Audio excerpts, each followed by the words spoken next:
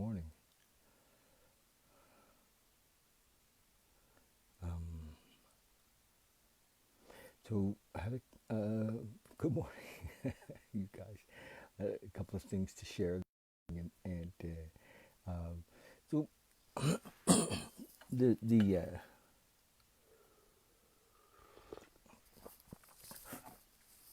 the whole reason that we do this in the morning, that I do this talk and this chat or this is it's all about awakening. And awakening, um, even the term, I guess, is a little misleading, but coming to know ourselves and our true nature. And so self realization, if you will, is the possibility. Nothing new in this. Excuse me, nothing new. And yet, for most of us, we're totally unaware. Totally unaware. And we continue to live life in such a way to keep ourselves in in frustration, in stress, in depression, in addiction, and the way out is so easy when we see it. It's so easy when we see it, and teachers since the dawn of time have been sharing with us the way out, and there is a way out, and it's not just for the few; it's for the many. It really is. It can be for all of us, and so that's the purpose of doing this. So, I'd like to, I had a fella here yesterday who was at the really in the worst shape. He was drinking and had come to my house, and really, I believe he'd come out of his pain. He'd come looking for help if he could find help here, and we sat and chatted a bit, and there was part of me that wanted to shake him and say, wake up, because his symptoms of his life were killing him. They're actually physically killing him. He's committing suicide, if you will, right in front of me, and we're powerless in a way to do anything other than to keep carrying this message, that there is a way out, that there is peace, that there is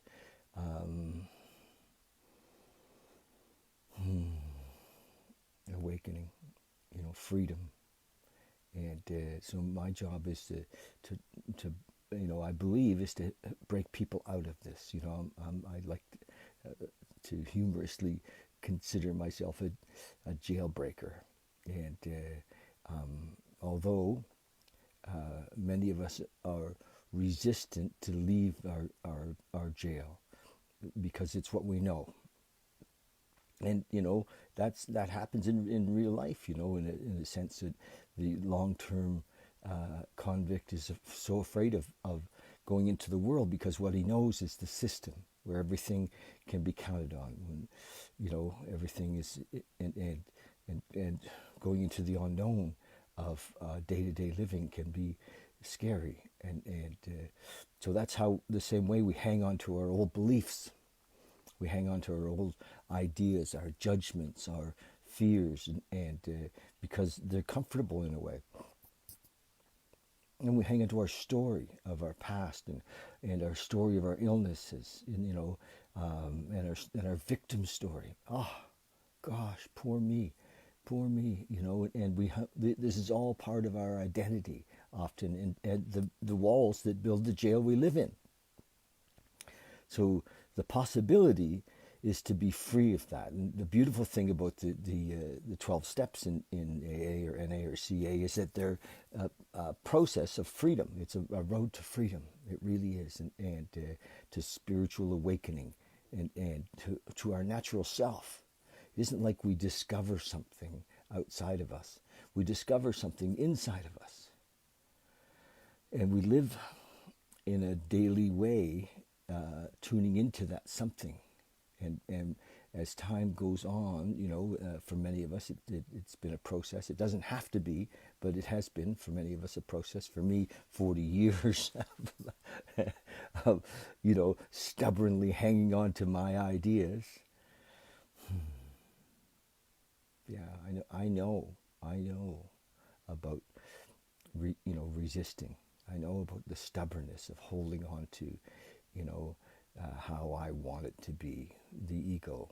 Yes, and that's what qualifies me, I think, to share, is that because I resisted.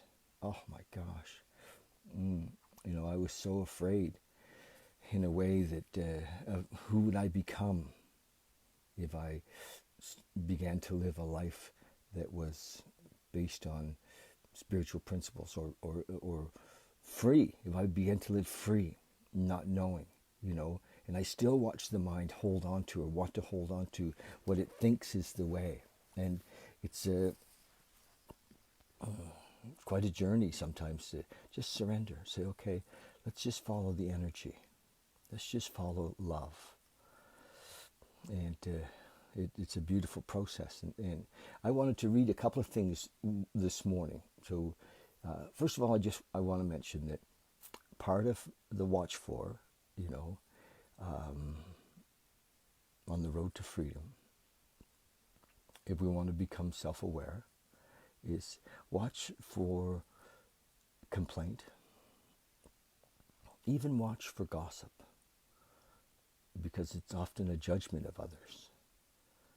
And so watch for complaint, watch for judgment, watch for when fear comes up. Fear is saying something's missing, something's wrong in the moment. Watch for anger. These are the things that are a part of the prison we live in. We have a lot of names for fear, by the way: anxiety. I'm anxious. I actually, my therapist has given me a drug to help me with my anxiety. Stress. So all of these things, as we become aware of them, can actually be a vehicle into the moment. Because one of the little things that happens that we need to become aware of is that we haven't been living in the moment. We're living in our mind, which is, even though it might be a small space, there's a gap between the now and the mind. And that gap is where we judge, where we run it through the screen of our perception, of our conditioning, and make snap judgments. And so in that we decide whether it's right or wrong, or good or bad, or safe or not safe, or from our own experience, from teachings from our grandmother, for Christ's sakes, or our mother, or our father. And so what's possible is to live now. But if we're living in judgment and fear, and we know that we're not here, we're not really in this moment. So there's processes to get us to this now, and the 12 steps is a process of that. And we soon begin to live in a free state if we do these steps, and we're free of fear, we're free of discomfort and judgment and anger and guilt and shame, and that's the deal. Freedom is the goal. So I want to read to you, because some of you who listen, are not in the 12 steps, and even if you aren't familiar with them, but I want to read to you on page in the big book. This book was written in 1937, 38, and published in 39, and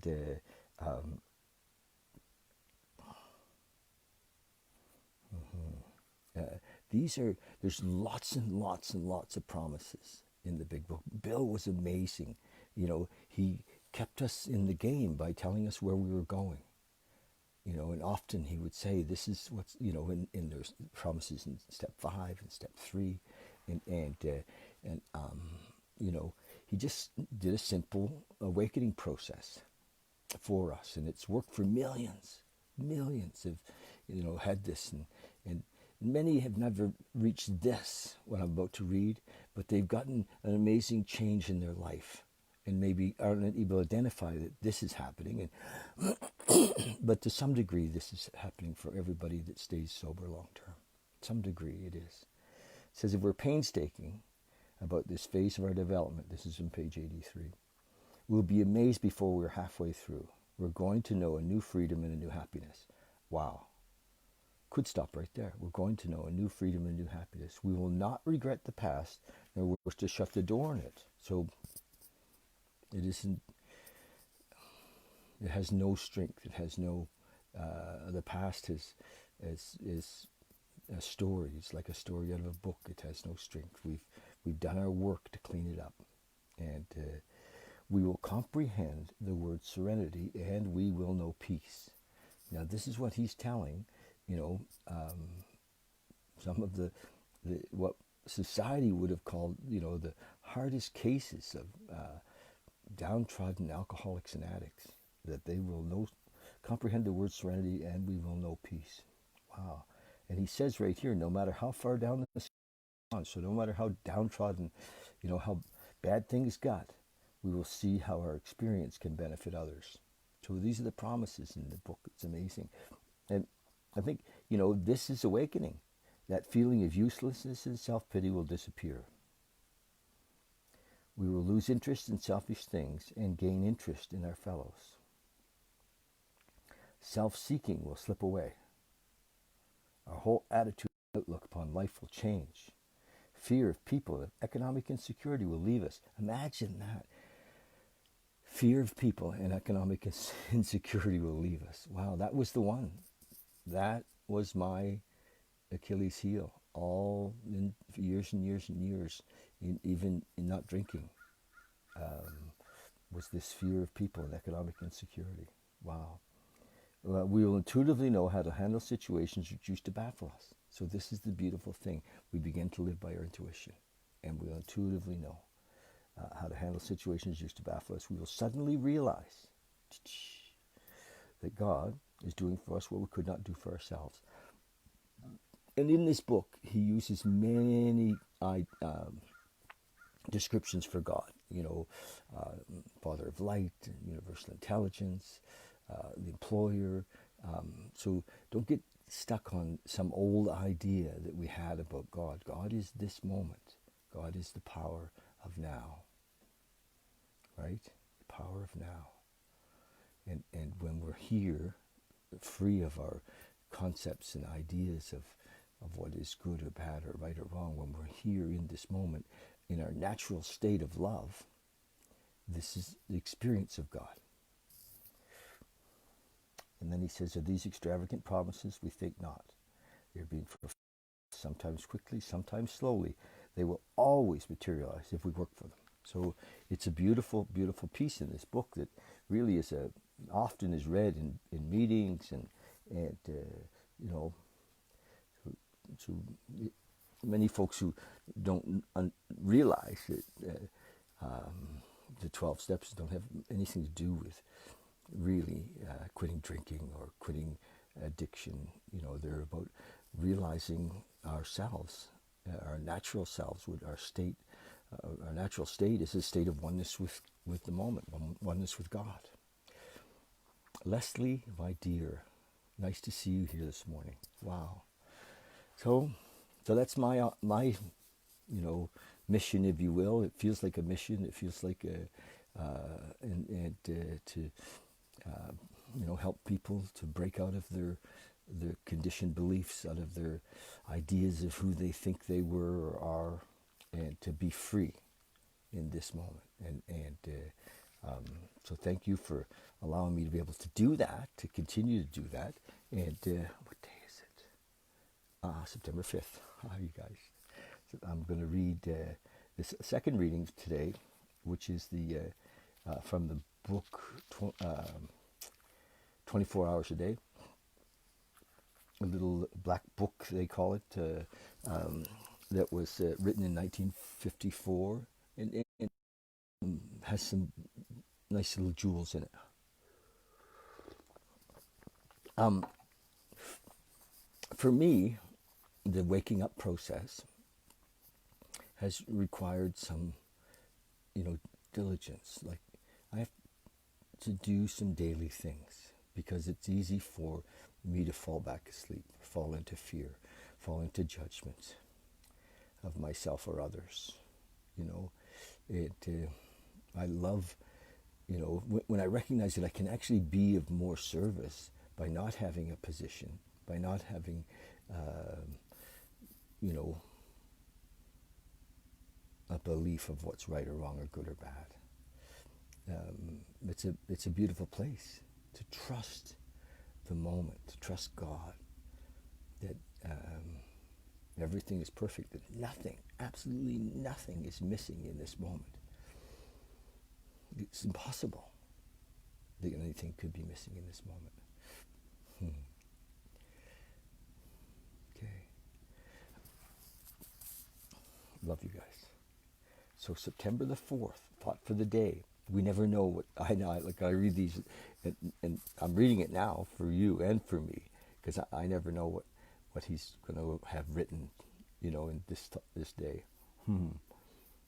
It says one of the mottos of the 12-step world of AA is first things first. This means that you should always keep in mind. Oh, so he's still dwelling on the. He's going to say that we always keep in mind that alcohol is the number one problem.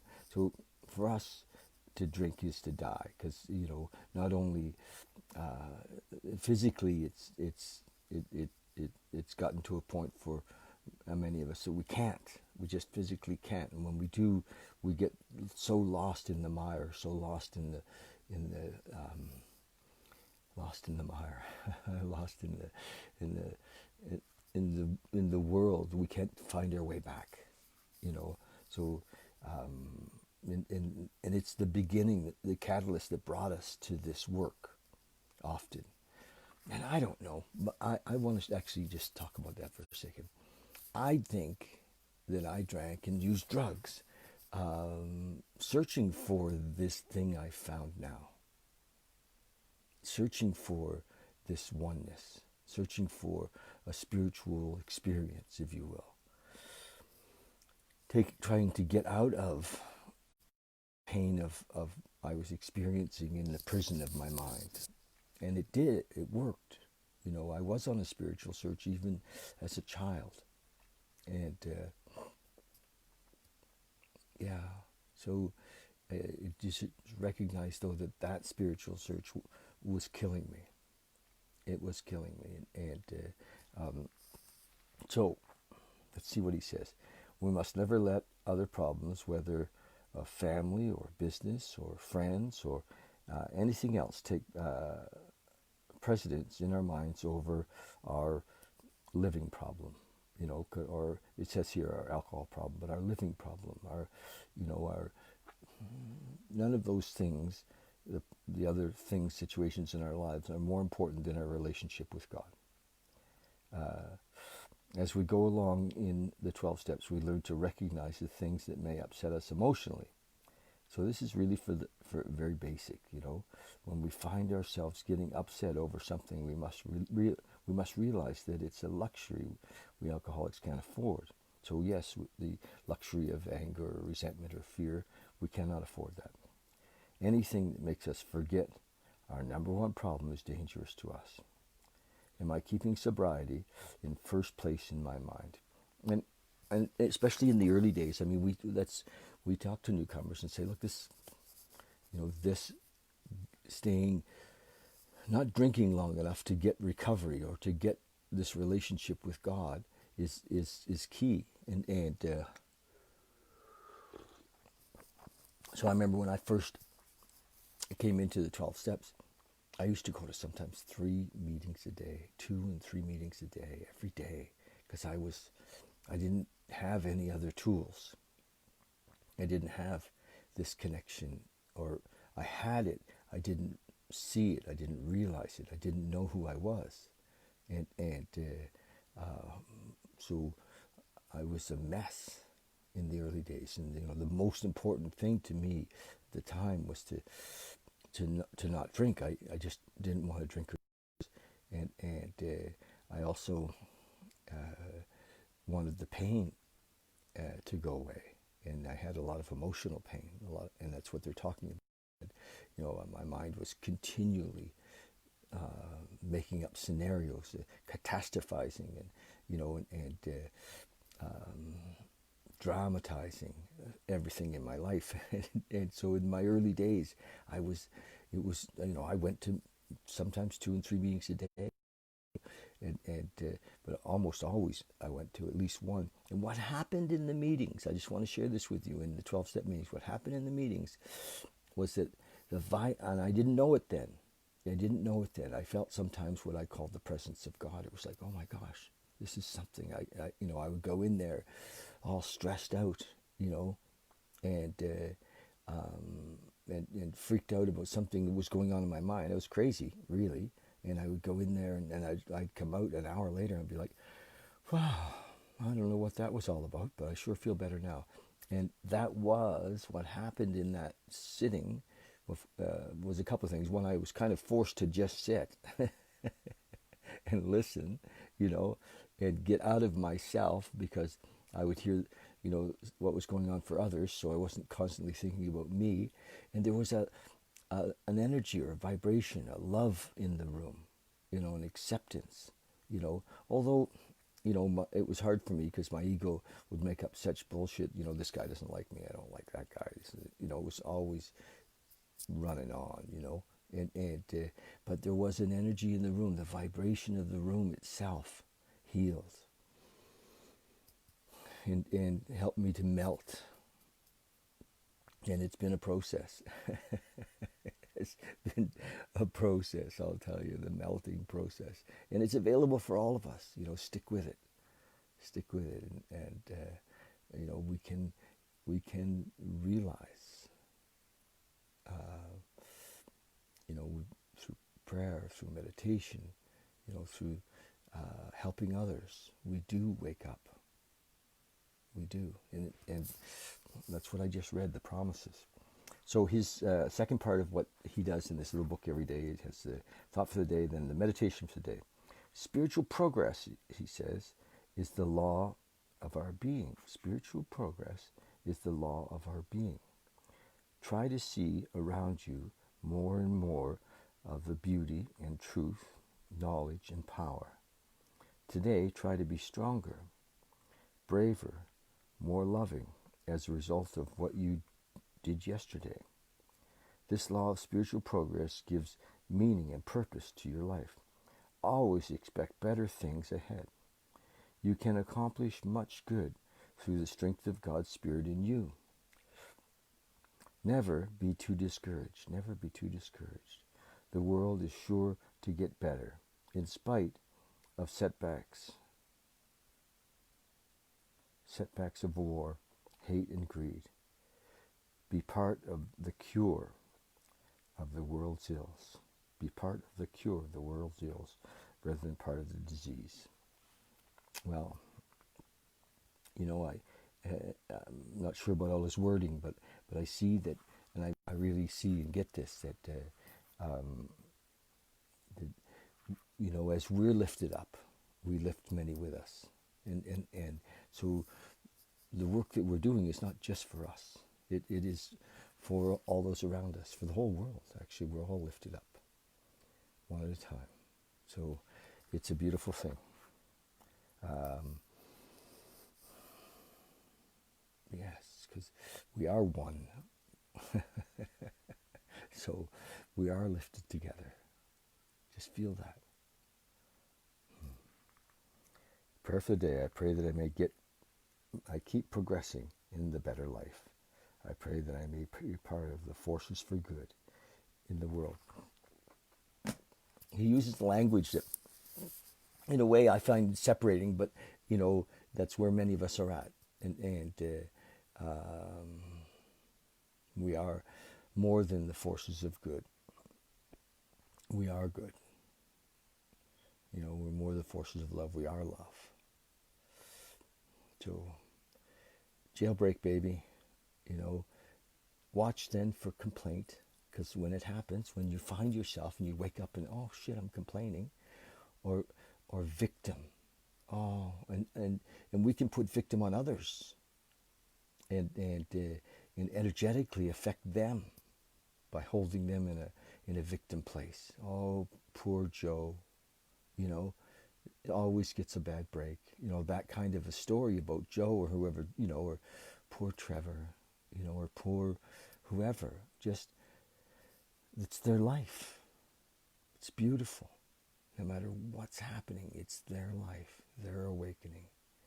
And none of us know what's really happening. So we paint a story, we create that reality. Just let it go. As we become more here, more present, we're accessing the power of the moment. So, I would say to project love, acceptance, and compassion, as opposed to self-pity or victim stories or guilt or shame. Just watch when those things come, watch when they come, and then drop into the moment right there. Right there. Stop and just pause. Go, oh, okay, who am I to say what anybody else's path is or needs to be? Freedom, baby. So, love you, and yeah, check in. Oh, I want to quickly tell you that we're going to start a meditation group on not this Monday, but the following Monday evening. And it's going to, some of you invited to my home. Let me know who would like to come. I'm happy to have 6 or 8 of people come, and the rest will be, on Zoom, and hopefully, you come into the meditation event on Zoom, so on the Monday evening, or it'll also be broadcast on Facebook, and so we're just going to get back doing it Monday nights. Okay, love you lots, and yeah, talk to you soon. Ambassadors of love. I love that. Bye.